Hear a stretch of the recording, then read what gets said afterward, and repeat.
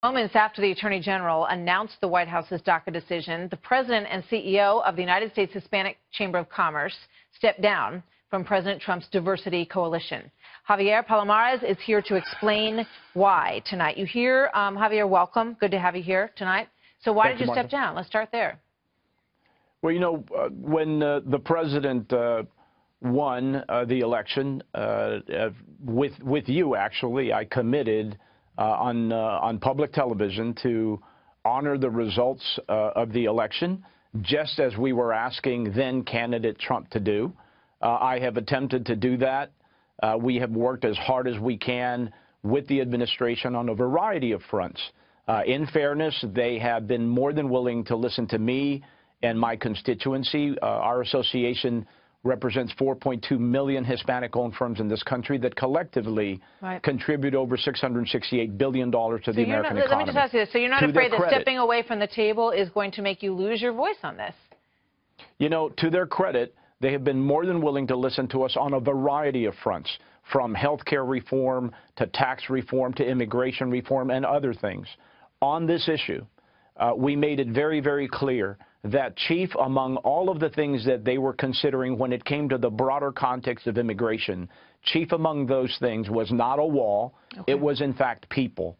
And chief among those were the young people that were brought here, on average, under the age of 6, through no knowledge of their own. And the president has said I understand. The president has said that he is sympathetic to it. He wants to give Congress 6 months to figure out a plan. The fact of the matter is that this won't go on forever because it was an executive order. In fact, President Obama himself, when he put it into motion, said this is a temporary fix.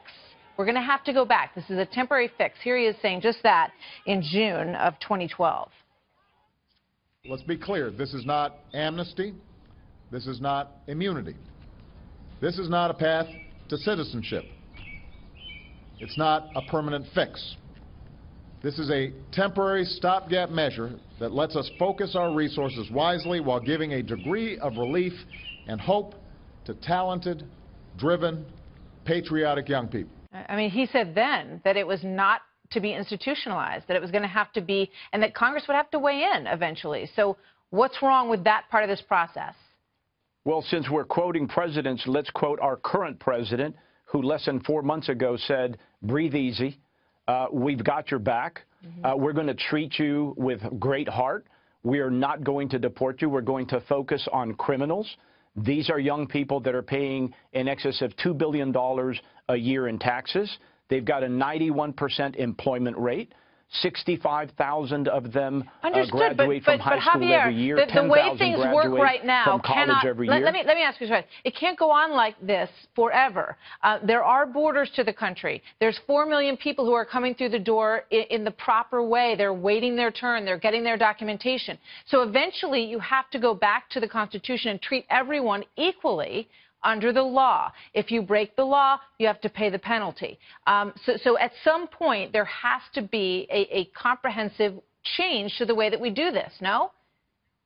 I couldn't agree more, Martha. But again, these were children when they came here. They didn't even know they were coming here.